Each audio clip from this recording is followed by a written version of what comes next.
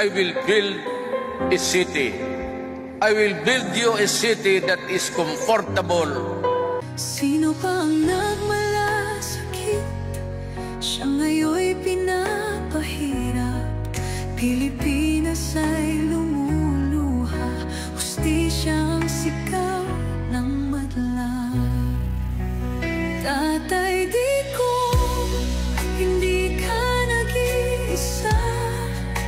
Milyon-milyong puso ang kasama. Ang bayang minahal mo ng tapat, hindi kailanman lilimot sa iyong hirap. Ilang taon mong isinakripisyo, kapayapaan, kaunlaran para sa Pilipino. Ngunit ngayon'y dinadala